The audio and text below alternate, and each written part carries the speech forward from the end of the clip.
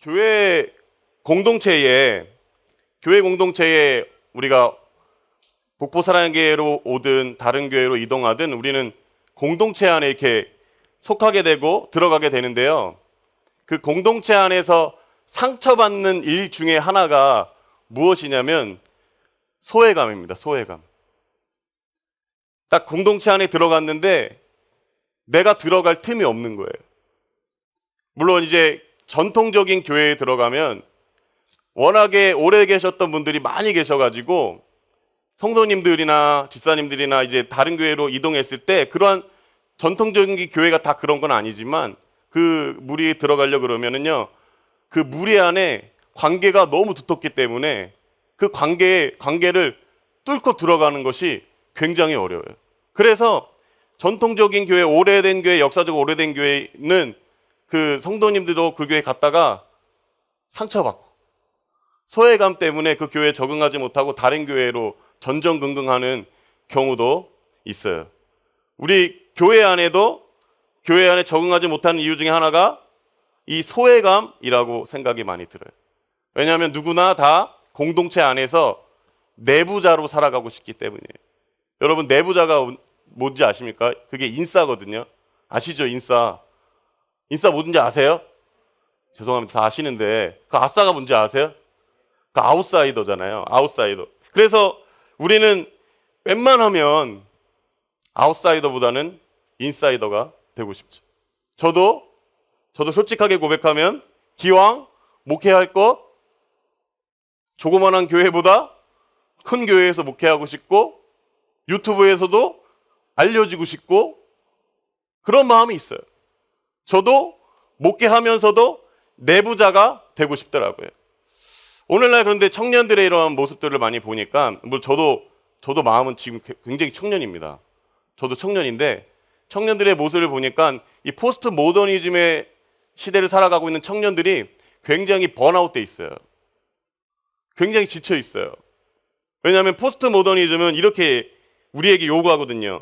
우리가 하는 거에 따라서 우리의 정체성이 결정이 된다는 거예요.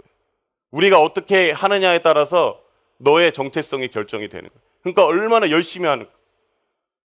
자기 개발서를 보면서 딱 하는 얘기들이 뭐예요? 너 할 수 있다라는 거 아니에요. 한창 오래됐지만 정말 베스트셀러였던 중에 하나가 뭐냐면 조엘 오스틴의 긍정의 힘이에요. 긍정의 힘. 이건 복음이 별로 안 들어있어요. 복음이 안 들어있어요. 오히려 내가 긍정적으로 사고하고 내 아침에 일어나서 내가 열심히 하겠다. 나 승리할 수 있다 시작하면 하나님 힘 주셔서 승리하게 하겠다라는 거예요. 그래서 또 제목이 하나 더 있어요. 잘 되는 나. 잘 되는 나. 그 다음에 또 뭔지 아세요? Everyday is Friday예요. 항상 프라이데이처럼. 프라이데이, 우리가 금요일만큼은 내일이 주말이기 때문에 막 용기 내서 하루를 버티잖아요. 그러니까 너 할 수 있다.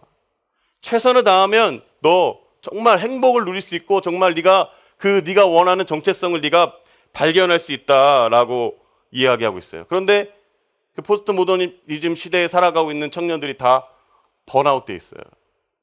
굉장히 지쳐 있어요. 긍정의 힘이 정말 우리를 그렇게 긍정적으로 살게 하고 정말 우리의 정체성을 살려주던가요? 너무나도 그게 어렵다라는 사실이에요. 오늘 말씀에도 보면은요, 내부자하고 외부자가 등장해요. 그러니까 아싸하고 인싸가 등장하는데 제가 지금부터는 아싸를 먼저 말씀드리도록 하겠습니다. 요한복음 4장에 보면 예수님과 우물가의 여인의 만남이 등장을 해요. 예수님이 유대를 떠나서 갈릴리로 가려고 할 때 갈릴리로 가려면은 이 사마리아 땅을 지나가야 되거든요. 근데 유대인들은 웬만하면 이 사마리아 지역으로 가지 않았어요. 왜냐하면 사마리아인들과 유대인들과 관계가 그렇게 좋지가 않아요. 그러니까 장벽이 쳐져 있는 거죠.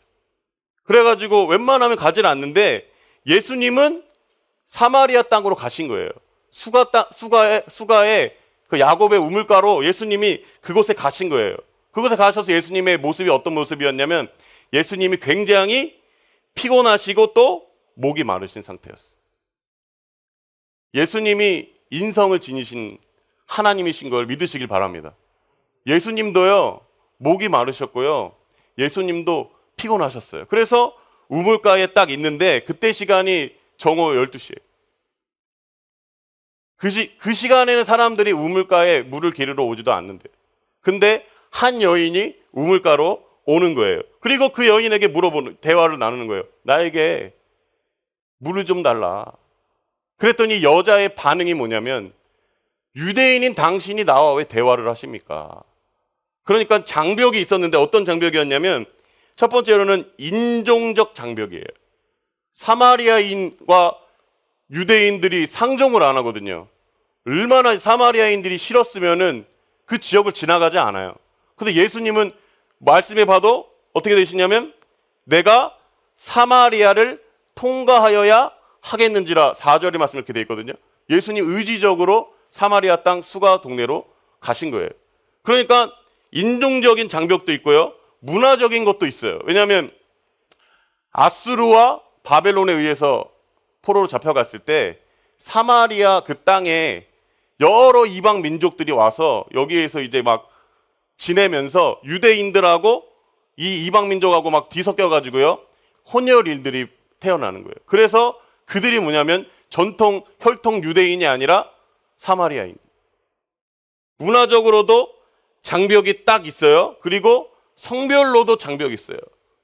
남자가 여자와 대화를 그때 당시에는 걸지 않았다라는 거예요.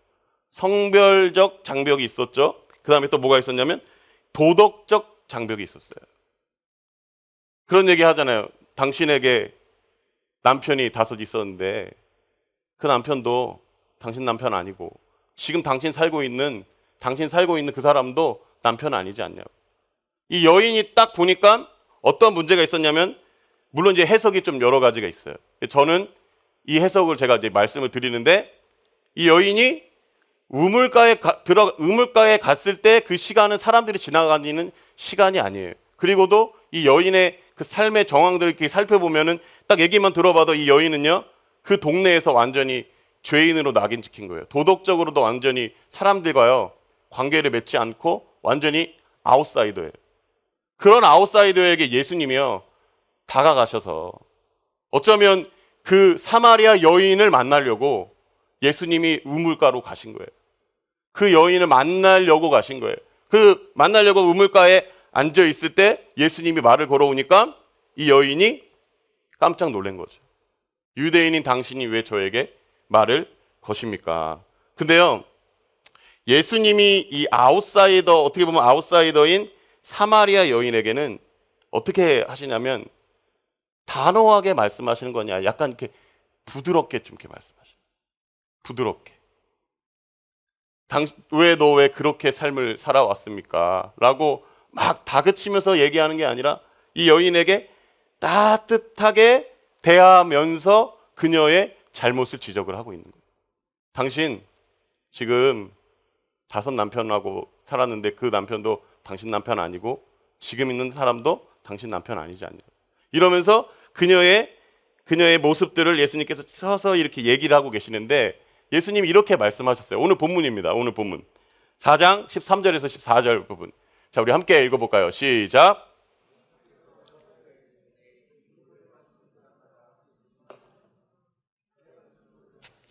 영원히 목마르지 아니하리니 내가 주는 물은 그 속에서 영생하도록 솟아나는 샘물이, 이렇게 말씀하는 거예요. 솟아나는 샘물, 영생하도록 솟아나는 샘물에 대해서 이야기하고 있는 거예요. 왜냐하면 이때 당시에 우리는 갈증이라고 얘기하면 별로 갈증 안 느끼는 세대잖아요.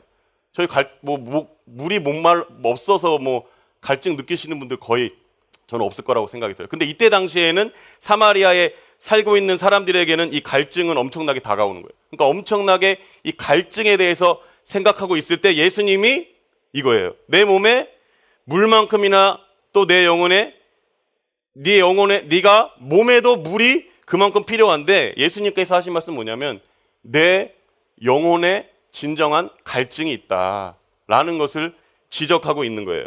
그러면서 예수님이 14절 말씀에 다시 보면, 하반절의 말씀에 보면 내가 주는 물은 그 속에서 영생하도록 솟아나는 샘물이 되리라. 그러니까 이 여인의 삶에 보면은 엄청난 갈증이 있었다는 거죠. 그러한 많은 남자들을 만나면서도 채워지지 않는 갈등이 있었다라는 거예요. 이 남자에게도 버림받았겠기도 했겠죠. 그러니까 이 남자를 만나도 갈증이 채워지지 않고 저 남자를 만나도 갈증이 채워지지 않는 그러한 상황이거든요. 여러분 행복을 어디서 많이 찾으세요? 대부분 보면은 이 행복을요, 외부 조건에서부터 얻으려고 하는 거예요. 그러니까 내가 뭐가 되면, 내가 뭐를 하면 행복할 것이다 생각하시잖아요. 이런 생각 많이 하시지 않으세요? 내가 정말 연애 잘하면 행복할 것 같다. 여러분 아시죠? 제가 찬물을 끼얹은지 잘 모르겠지만 연애는 썸 탈 때가 제일 재밌는 거예요. 그거 아세요? 썸 탈 때는요, 이 억압이 없어요. 썸 탈 때는요, 이렇게 서로 이렇게 좋아가지고 별로 억압을 안 해요. 근데 너 오늘부터 나랑 1일이다 딱 그러면요, 바로 수갑 채워지는 거예요. 바로 수갑이에요. 다른 여자 쳐다보면 그냥 죽는 거예요. 그날은 그냥 죽는 거고요. 그러니까 서로가 갑자기 얽매여지기 시작하죠. 그러니까 우리 생각하는, 내가 이번에 진짜 내가 원하는 남자와 연애하면, 여자와 연애하면 행복할 것 같죠. 물론 행복해요. 물론 행복해요. 그럼 이런 생각도 하잖아요. 내가 결혼을 잘하면 사람들이 나에게 박수를 쳐주겠지. 내가 좋은 배우자, 정말 직업이 짱짱한 배우자 만나면은 사람들이 나에게 박수를 쳐주겠지. 여러분 이런 생각하지 않으세요? 뭔가 내가 신분 상승하는 것처럼 뭔가 사람들이 나에게 박수도 쳐줄 것 같고 나도 막 행복할 것 같잖아요. 여러분 결혼하면 행복하긴 합니다. 할렐루야. 제가 안 행복해 보이세요? 행복한 것도 있지만 힘든 것도 있는 줄 믿습니다. 엄청 힘들어요. 애기 나오면 완전 힘들어요. 그러니까 내가 직장을 갖기 전에는 이 직장 가지면 행복할 것 같아요. 직장 가졌어요. 그럼 결혼해야 되잖아요. 그럼 결혼하면 또 행복할 것 같아요. 근데 결혼을 했어요. 결혼했는데 나랑 안 맞네? 내가 생각했던 그 남자가 아니야. 그 여자가 아니야. 여러분 제가 이제 다른 말이지만 결혼하면 배우자들이, 여러분 한번 제가 말씀을 한번 드려볼게요. 혹시 가정에서 여러분들이 잘 못 대하는 사람 한 명 있죠? 형제가 있습니까? 그러면 그 중에서 내가 이 형제 중에 한 명한테는 내가 진짜 막대하는 형제가 한 명 있다. 동생이 있다. 있으시죠? 있으시죠? 그러니까 연애할 때는요, 그 모습 안 보여주는데 결혼하면요, 내가 가정에서 제일 못되게 대한 그 사람에게 대하듯이 남편에게 그 본색이 나오기 시작해요. 저도 본색이 나오기 시작해요. 그러니까 결혼하니까 나 속았다고 속았다고 그래서 제가 하나 팁을 드릴게요. 결혼하실 때 제가 남자분들에게만 팁을 한번 드릴게요. 결혼하실 때 부모님을 보세요. 부모님. 어머니를 보시면 그 어머니 그 딸이 딱 똑같아요. 그러니까 어머니를 딱 만나시고 고민을 좀 심각하게 한번 해보시면 돼요. 진짜. 그러니까 결혼하면은 여러분 성공할 것 같잖아요. 막 행복할 것 같잖아요. 근데 행복해요. 근데 내가 원하는 그러한 행복하고 조금 달라요. 그래가지고 세상에 있는 사람들이 어떻게 하나요?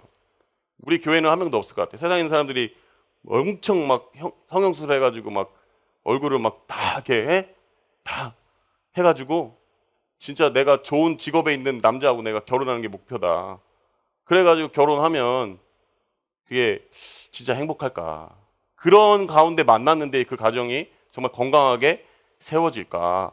다 이 행복과 이 공허함을 채울 수가 없어요. 그래서 다 외부적인 조건으로 행복하고 싶은 거예요. 내가 이렇게 하면 내가 이렇게 되겠다라는 다 꿈을 갖고 있는 거예요.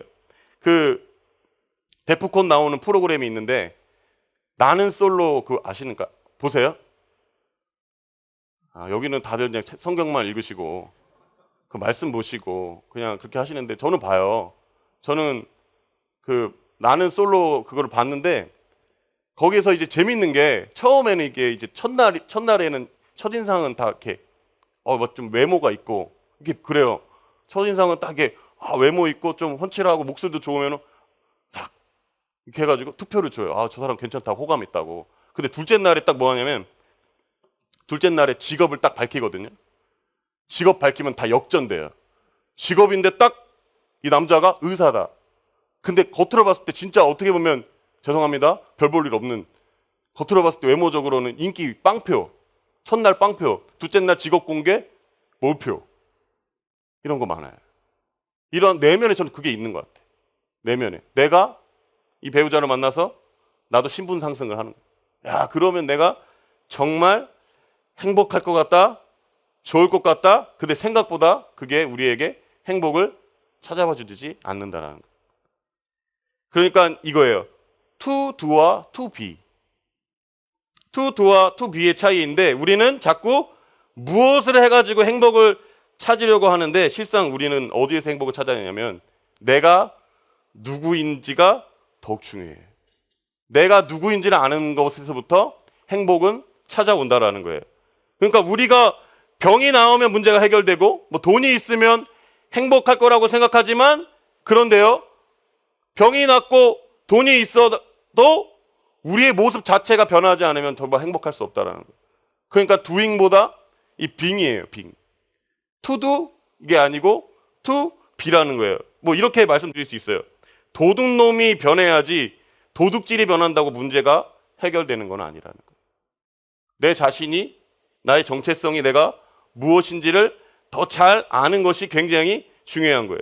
그리고 예수님이 그래서 어떠한 외부 조건도, 심지어 그러한 남자와의 그러한 관계 가운데에서도 행복할 것 같지만 행복이 없고 오히려 공허함이 찾아온다라고 이야기하고 있는 거예요. 그래서 그 여인에게 물에 대해서 얘기했을 때 단순히 육체적인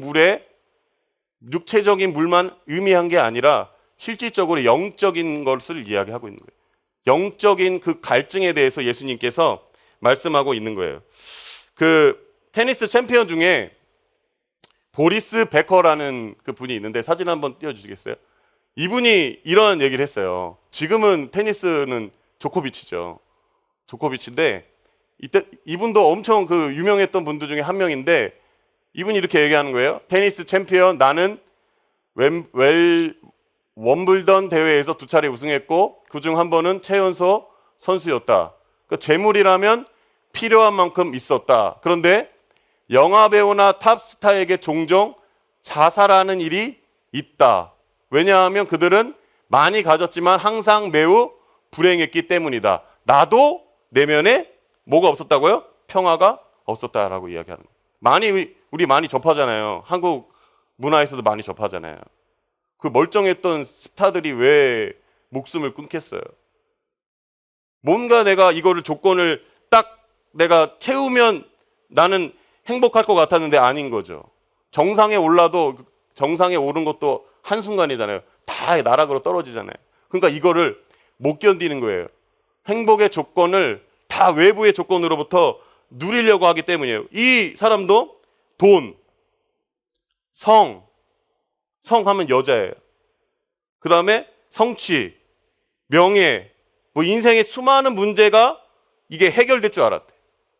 그렇게 만나면 막 인생의 모든 문제가 해결될 줄 알았는데 갈증이요 조금도 채워지지 않았다라고 이야기하는 거예요. 그래서 많은 시대의 스타들이 하는 얘기가 뭐냐면 내 삶에는 결코 채워지지 않는 공허가 있었다라고 이야기하는 거예요. 그래서 우리는요 막 이 성취하려고 막 가다가 성취를 방해하면 막 분노를 하는 거예요. 성취를 하다가 실패하면 나 자신에 대해서 완전히 그냥 손가락질 하는 거예요. 너는 루저라고. 내가 이걸 해야 행복한데 내가 이걸 못하니까 너는 완전 루저야. 누구도 얘기하잖아요. 내가 더 잘해. 내가 루저라고. 그러니까 얼마나 삶이 어렵겠어요. 어떤 거에서도 만족하지 못한다는 거예요. 그래서 예수님께서 이 여인에게도 다른 걸로 너희가 그 영적인 갈증을 채우려고 하는 것이 아니라 나로부터 채워야 된다. 할렐루야. 나로부터 채워야 된다라고 이야기하고 있는 거예요. 그 다음에 이렇게 얘기하는 거죠. 우리 4장 25절 26절 말씀에 보면은 그 다음에 예수님께서 여러 가지 이야기를 했어요. 예배 장소에서 이야기하다가 예수님이 내가 메시아인 것을 그 여인에게 밝혀주는 거예요.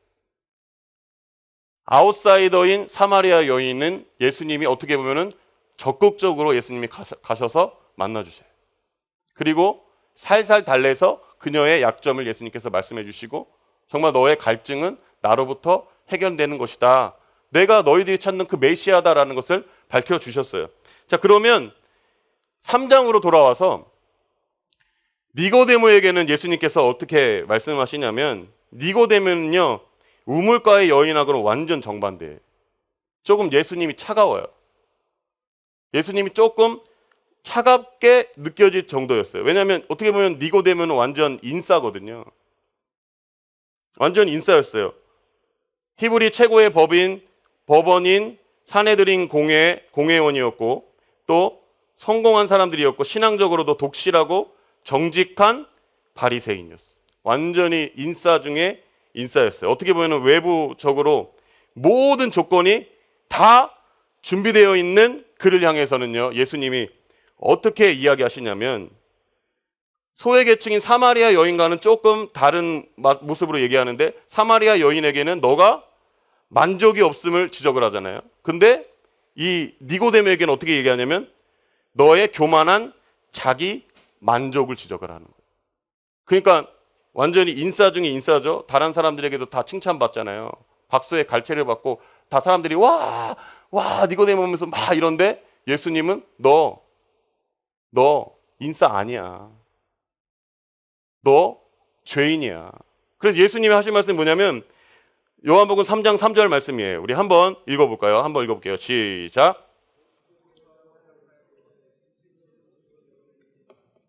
사람이 거듭나지 아니하면 나라를 볼 수. 사마리아 여인에게는 여러 가지 언어, 문화 그런 장벽을 넘었다면 예수님께서 니고데모에게는 이 교만의 장벽을 허물어 버리는 거예요. 너 죄인이야. 너 인싸지? 근데 내 눈에는 너는 여전히 이 뒷골목에 있는 너의 영적인 실상은 뒷골목에 있는 매춘부와도 같아. 이런 말은 없어요. 그런 것도 같고 너가 도덕성과 신앙을 봤을 때 흠잡을 때가 아무것도 없어도 너는 길거리에 나앉아 있는 노숙인과 마약 중독자와 똑같다라는. 너도 잃어버린 존재. 인싸긴 하지만 사람들이 보는 눈에는 너는 인싸긴 하지만 너도 잃어버린 존재이고 너도 죄인이라는 거예요. 이렇게 이야기하고 있는 거죠. 그러면 여러분 우리 아싸하고 인싸에게 공통적으로 필요한 것이 바로 무엇입니까? 한번 따라해 볼까요? 예수 그리스도. 예수 그리스도. 그러니까 예수님을 통한 구원이에요. 니고데모도 마찬가지고 사마리아 여인도 마찬가지고 이들에게 필요한 것은 바로 구원인데 다 이들이 이 구원을 이룰 수가 없는 거예요. 누군가가 이들에게 다가와 줘야 되는 거예요. 누군가가 이들을 막고 있는 장벽을 무너뜨려야 되는 건데 그걸 누가 무너뜨리시냐면 예수님이 무너뜨려 주시는 거예요. 외부자나 내부자나 예수님이 그들 안에 있어서 하나님께 가까이 가지 못하는 교만의 장벽, 또 여러 가지 문화의 장벽들을요 예수님이 그 장벽을 무너뜨려 버리시는 거예요. 예수님이 오신 거예요. 그래서 요한복음 3장 16절 말씀에 보면 이렇게 돼 있어요. 독생자를 주셨으니 주신 거예요. 하나님께서 우리에게 이 장벽을 무너뜨리기 위해서 예수 그리스도 우리에게 보내주신 거고 또 구원은 누구로 말미암아 일어나는 거죠? 그를 믿는 자마다 멸망하지 않고 영생을 얻게 하려 하심이라. 따라해 볼까요? 하나님이신 예수님이 우리에게 찾아오셨다. 아멘. 그러니까 이 여인에게 예수님이 사마리아 여인에게 찾아오셨는데 저는 4장 3절 4절 말씀 다시 한번 보시면은 예수님의 의지가 있잖아요. 유대를 떠나서 다시 갈릴리로 가실새 사마리아를 통과하여야 하겠는지라.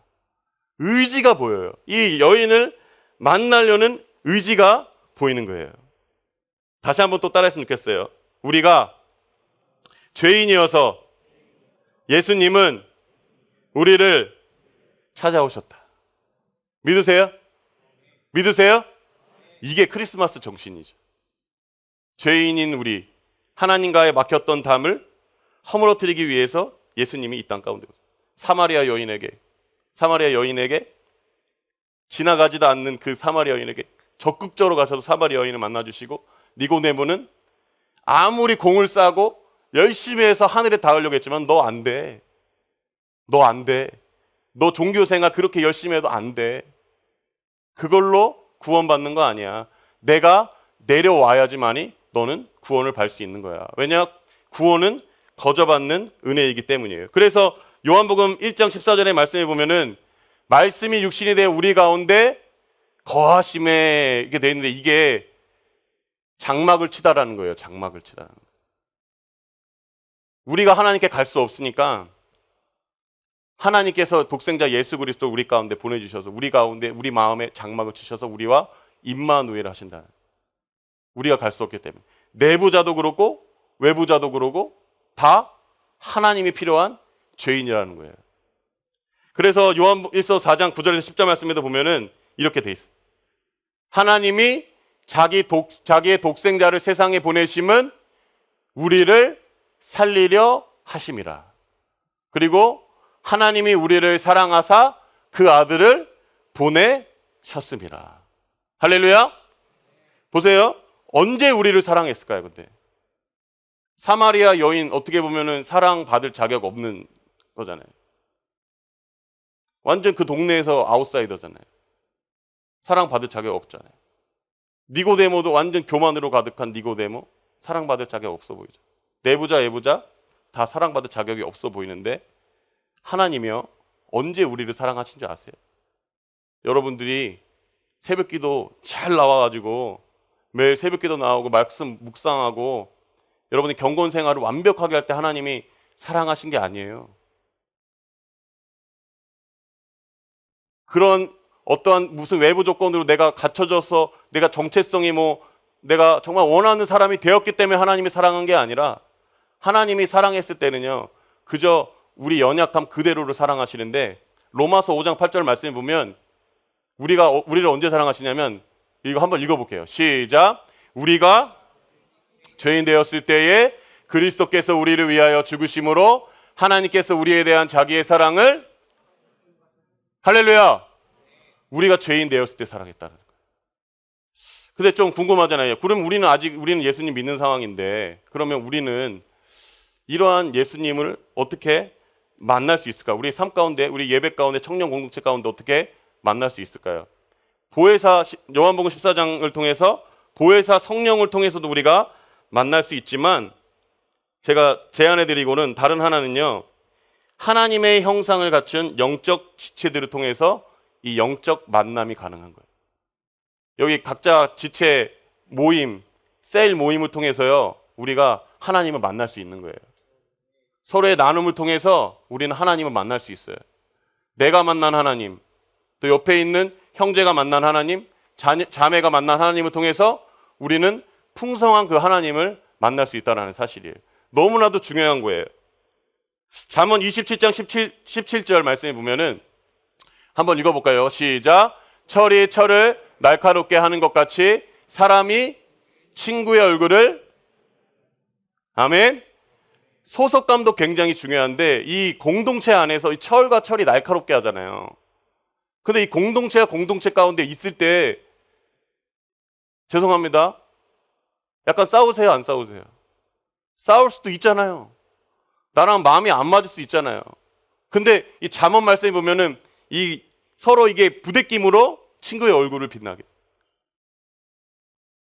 부대껴도 이 서로 막 싸우면서도 이렇게 공동체 모임을 통해서 어떻게 보면은 나도 성장해 나가면서, 서로 간증하면서 기도하면서 서로 성장해 나가면서 우리가 풍성하게 하나님을 만날 수 있다는 거예요.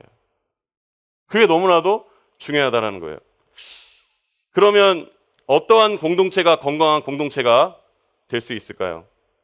교회 안에서도 내부자가 있고 외부자가 있어요. 교회 안에서도 내부자가 있고 외부자가 있을 수 있어요. 어떻게 공동체가 건강한 공동체가 될 수 있을까요? 여기 안에서도 나는 분명히 내부자인데 나는 외부자라고 생각할 수도 있어요. 그러면 이제 공동체 안에서 서로가 서로를 보면서 비교를 하죠. 나는 쟤보다 안 되네. 똑같은 예수님 믿는데 나는 쟤보다 좀 안 되는 것 같아 해서 좌절감을 느껴요. 근데 한편으로는 내가 쟤보단 낫다. 그래도 내가 쟤보단 낫다. 그런 거 있잖아요. 새벽기도 주중에 5일 나온 사람들이 어떤 마음이 드는 줄 아세요? 새벽기도 안 나온 사람들은 진짜 신자도 아니야. 이렇게 생각할 수 있어요. 내가 새벽기도 막 열심히 하는 사람들은 안 나오는 사람들은 믿음이 없어. 겉으로는 그러지 않아요. 나 은혜로 나왔다 하지만 새벽기도 안 나온 사람 속으로 생각하면서 쟤는 어떻게 기도 안 하고 사냐? 쟤는 어떻게 기도 안 하고 사냐? 우리가 서로를 통해서 우월감도 느낄 수 있고 좌절감도 느낄 수 있어요. 교회 안에서는요, 진짜 세상적으로 인싸도 있고요, 아싸도 있어요. 그런 생각 안 드세요? 기왕 예수님 믿고 인싸 되고 싶지 않으세요? 그런 생각 들잖아요. 할렐루야. 기왕 내가 예수님 믿고 하나님 믿고 나 인싸로 믿고 싶다. 할렐루야. 감사합니다. 있잖아요. 진짜 직업 좋은 거 갖고 싶고 진짜 연봉 막 많이 받고 싶고요. 그러면서 예수님 잘 믿고 싶잖아요. 저만 좀 그런 생각을 좀 했나요? 그런 생각 있잖아요. 아니 예수님 기왕 믿고 약간 뭐 가난하게 믿는 것보다는 그래도 약간 돈 많아가지고 막 이렇게 내가 막 이렇게 믿고 싶잖아요. 공동체 안에는 잘 나가는 사람도 있을 수 있어요. 세상적으로 못 나가는 사람들도 있을 수 있어요. 근데 이 공동체가 건강한 공동체가 되기 위해서는 어떻게 하는지 아세요? 잘 나가는 사람이건 못 나가는 사람이건 내가 죄인임을 고백하고 내가 약함을 고백하는 사람이 되어야 돼요. 왠지 아세요? 못 나가는 사람들은 이렇게 생각하라는 거예요. 내가 세상적으로 봤을 때도 나는 별 볼 일 없어. 나 뭐 직업 얘기하고 이제 싫어. 지금 시험 계속 다 떨어졌어. 나 겉으로 봤을 때는 아무것도 내가 사람들 앞에 내세울 게 없어. 근데 그걸로 판단하지 말고 그런 나를 예수님이 하나님의 자녀로 삼으셨다. 세상에서는 그런 정체성을 주지 않아. 너 루저라 그래. 너 실패자야. 너 결혼 못해 그러면. 근데 하나님은 그런 자를 받아주셨어요. 그리고 하늘의 시민권을 우리에게 주셨어요. 우리 하늘 백성이에요. 하늘 백성. 하늘의 시민권을 가졌다라는 거예요. 그러니까 이건 세상에 줄 수 없는 정체성이에요. 세상은 이거 절대 못 줘요. 너 루저라고 얘기해. 그리고서 좀 힘내? 그래 성공해야지? 근데 세상에 줄 수 없는 건데 기독교만이 줄 수 있어요. 그렇게 누가 봐도 세상적으로 루저 같은 사람들에게는 예수님이 너 내 자녀다. 너 내 거야. 너 시민 하늘권에 너의 시민권은 하늘에 있어. 이걸 기억하라는 거예요. 자부심 가지라는 거예요. 그러면 잘 나가는 사람들에게는 뭐라고 얘기할까요? 뭐라고 얘기할까요? 당신 죄인이야. 당신 직장 좋은 것 같고 번번하고 돈 많고 근데 그거 당신 구원하는 거 아니잖아. 당신 그걸로 구원받는 거 아니야. 꼭 기억해. 당신이 죄인이라는 것을 꼭 기억해라는 거. 그러면 우리의 세상 기준으로 못 나가는 사람도 이 복음으로 그리스도 안에서 자부심을 느끼고 내가 하늘의 백성임을 느끼고 조금 잘 나가는 사람들은요 그거 자랑하지 말라는 거예요. 너 죄인이라는 거예요. 그러니까 둘 다 죄인임을 고백하고 십자가를 자랑해요. 나의 연약함을 자랑해요.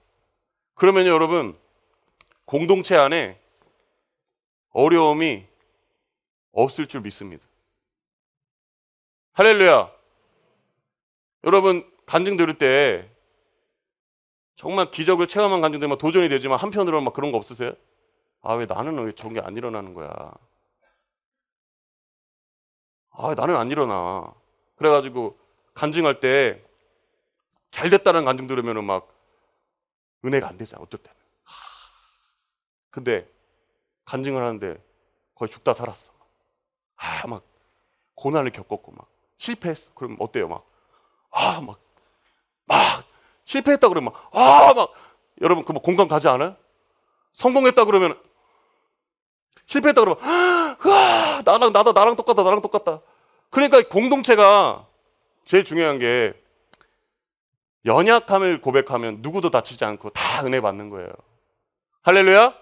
내가 죄인임을 고백하고 내가 연약함을 고백하고 그러면은요 이 교회 안에서도 어떻게 나눠질 수밖에 없는 인싸아싸 다 공동체가 건강한 공동체로 세워질 줄 믿습니다. 여러분 윤동주 시 가운데에서 예수님에 대한 묘사 부분이 있는데요. 제가 한번 읽어드릴게요. 이렇게 윤동주 시인이 이렇게 썼는데요. 괴로웠던 사나이 행복한 예수 그리스도. 저는 그 표현이 너무 좋은 거 있죠. 괴로웠던 사나이 행복한 예수 그리스도처럼 내게도 십자가가 허락된다면 모가지를 들리우고 피어나는 붉은 꽃처럼 어두운 하늘 아래 내 피를 흘리겠습니다. 예수 그리스도의 사건, 우리의 죄와 우리의 절망과 우리의 고통과 우리의 아픔을 짊어지고 십자가에 달리신 그 예수 그리스도, 다시는 내가 목마르지 않기 위하여, 다시는 이 고통의 좌절과 늪속을 방황하고 헤매지 않기 위하여 내 고통과 내 절망을 십자가에서 짊어지신 예수 그리스도, 그리고 이렇게 말씀하고 계십니다. 내게로 오라고. 내 고통을 안다고, 내 눈물을 안다고, 내 좌절을 안다고, 내 목마름을 안다고, 내가 생수를 주겠다고, 내가 행복을 주겠다고, 내가 용서를 주겠다고, 내가 영생을 주겠다고 말씀하시는 바로 예수 그리스도, 예수 그리스도를 오래전에 바라보면서 예수 그리스도의 아버지이신 하나님을 의지했던 다윗이라는 사람은 또 이런 고백을 남기지 않았습니까? 여호와는 나의 목자시니 하나님은 내 인생의 길을 인도하는 목자시니 제게는 부족함이 없습니다. 그러면 된 것 아니에요. 그러면 된 것 아니에요. 내게 부족함이 없다고요. 더 원하는 것이 없어요. 예수 만난 순간 내 속에 출척출척했던 욕망의 그 뜨거운 늪소리, 더 갖기 위해서, 더 소유하기 위해서 몸부림쳐도 다시 목말랐던 내 인생, 그 어느 날 갑자기 나는 이렇게 말하고 있었습니다. 하나님, 됐어요. 됐어요. 더 원하는 거 없어요. 나 이제 행복해요. 예수님만이 우리의 갈증을 채워주시는 분임을 믿습니다. 예수님이 목마르지 않으셨다면 아마 사마리아 여인 우물가에서 못 만나실 수 있었잖아요. 예수님 목마르셨잖아요. 예수님 피곤했잖아요. 그리고 예수님 목말라가지고 우물가에 앉아 계신 거잖아요. 물론 의지적으로 수가 동네로 들어가셨지만 예수님 목말라서 우물가에 앉아 계셨어요. 예수님이 혹시 목마르지 않으셨다면 우물가에 안 앉아 계셨을 수도 있었겠죠. 그 예수님이 육신의 목마름을 경험하신 거예요. 그래서 물을 달라고 하신 거예요. 사마리아 여인에게. 근데 예수님이 또 목마름을 경험한 적이 있어요. 그게 언제인 줄 아세요? 십자가에서. 한번 읽어볼까요? 우리 9절 있습니다. 19장 28절이에요. 시작. 예수께서 모든 일이 이미 것을 아시고 성경을 응하게 하려 하서 이르시되, 예수님이 십자가에서 목마르다. 그 예수님이요 영적인 갈증도 겪으신 거예요. 하나님과의 단절에서도 영적인 갈증을 겪으셨어요.